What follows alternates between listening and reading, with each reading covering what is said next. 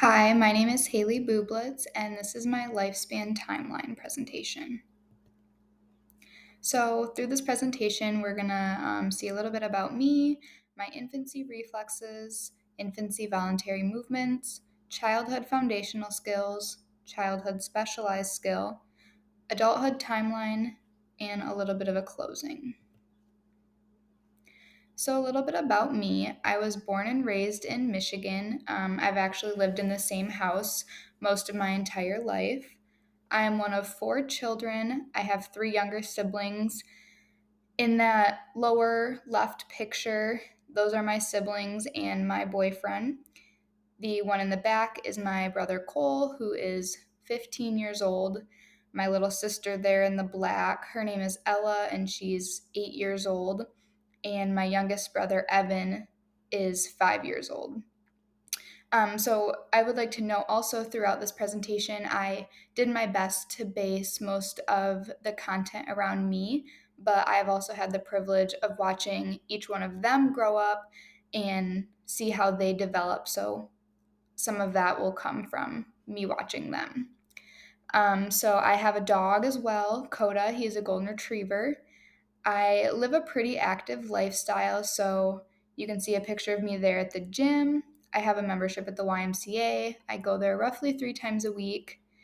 I'm a big bucket lister person, so I love to travel. I like to just make even small little things special. I'm a foodie, a little bit of a health nut. Um, Coffee is one of my favorite things. I recently learned how to make homemade ramen bowls. Those are just some little aspects about my life. So, infancy reflexes.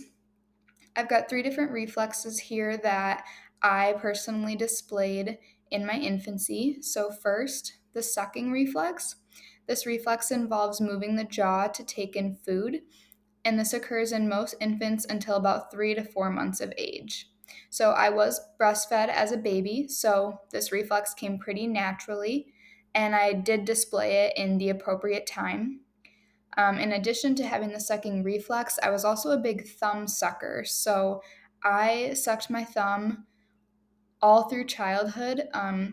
Actually, the only reason I stopped sucking my thumb was when I got hand, foot, and mouth disease through daycare, and it was actually painful to suck on my thumb. And my parents truly believe that's the only reason I stopped. And if I hadn't had that, I probably would still be sucking my thumb today. Secondly, the Moro reflex. So, this is similar to the startle reflex, and this involves an abduction of the limbs typically seen when the baby is frightened. So, this occurs in most infants until about 3 to 4 months of age. I did have this reflex as a child, but I remember it most with my siblings. Um, I used to do the trick with them where you would hold them up in the air and pretend to drop them, and they would display that Moro reflex where they spread their limbs out because they think they're falling. Of course, you have them in hand. And my third infancy reflex would be the palmar grasp. So, this reflex involves the flexion of a baby's fingers, typically seen as a way to hold on to the mother. And this occurs in most infants until 3 to 4 months of age. Um, these pictures of me along the bottom, you can almost see me making that movement of holding on to my other hand there. So, that was something I clearly did as a baby. Again, with my younger siblings, I remember when they were first born, and I would put my finger into the palm of their hand and they would grab it. And I thought, this was the cutest thing ever. They must love me so much. Of course, that was a type of reflex that they had. So, some voluntary movements I had in my infancy would be the position of head. So, a type of head control movement where the baby can position its head from left to right when prone. And this is typically seen around 2 to 3 months of age. And elevates trunk, a type of prone locomotion movement where the baby elevates their trunk slightly in a crawling position. And this is typically seen around 7 months of age. And walks when led. a type of upright locomotion movement where the baby can walk when led with a slight handhold to maintain balance. And this is typically seen around 11 months of age. I did walk when led a little bit earlier than the 11 months. I was a very early walker, actually, according to my mom. I always met all the developmental um, movements as I grew. But she also noted that I was very quick to learn to talk. So I was talking very, very early. And they usually say if you develop speech sooner, some of your motor development may be lacking. But I did teeter right on the border there of being on time or slightly behind. So, moving into childhood, these are some foundational skills that I had running. Um, Running in a childhood skill in the mature setting requires having a narrowed base of support, increased running stride length, greater force, slight forward trunk lean, arms move in a large arc opposite of the legs, arms bend at elbows at approximately 90 degrees. So, I spent most of my time as a mature runner. Like I had said before, I was walking pretty early. So I moved through the initial and elementary stages rather quickly. Jump. A mature stage of jumping would involve deep preparation crouch, arms swing forward and up, backward flexion of the head, and landing on the balls of feet with hips and knees flexed. I was not a very good jumper, so I spent most of my time as an elementary jumper.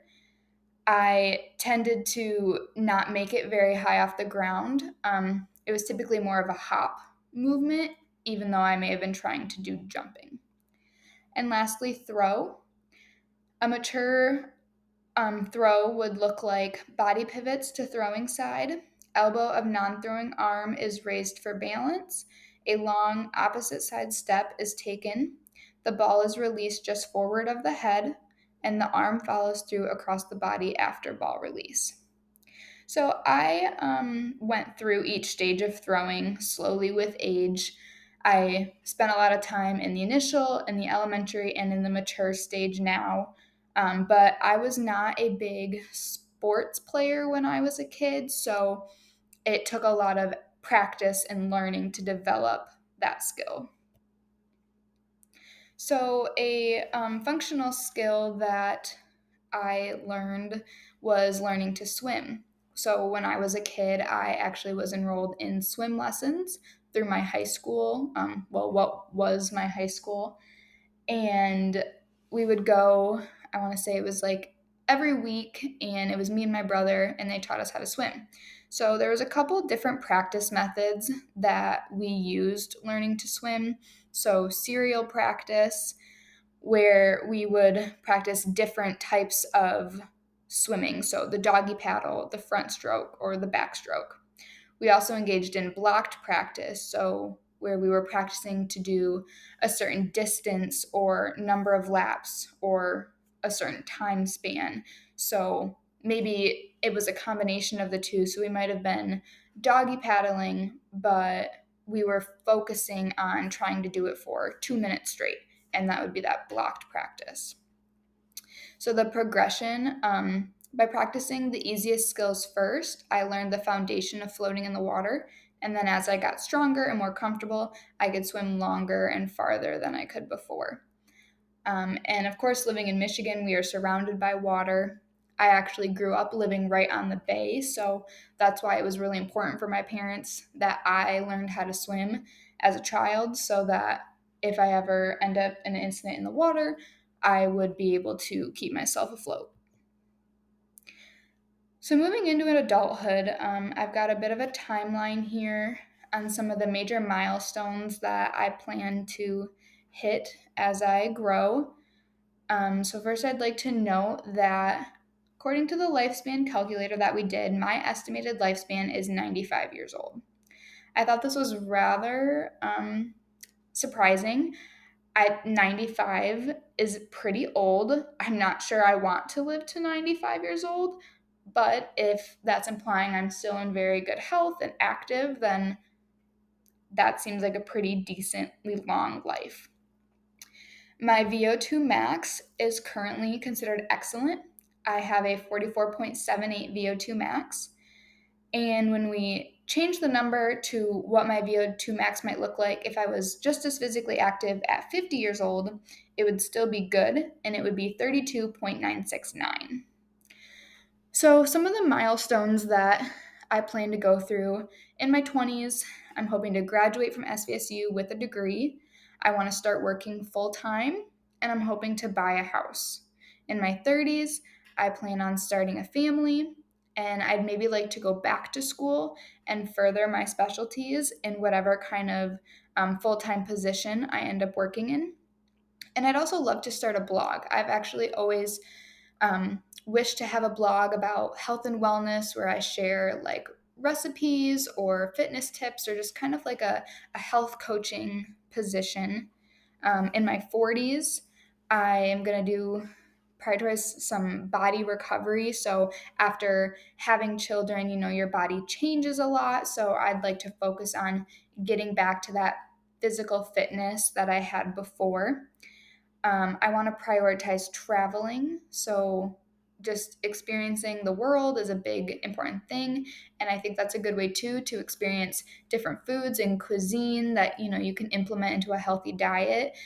America is not known for having the healthiest food options. So, I think that would be a really good opportunity to grow in my food health. I'd also like to find a second income. So, maybe some kind of job I could do on the side.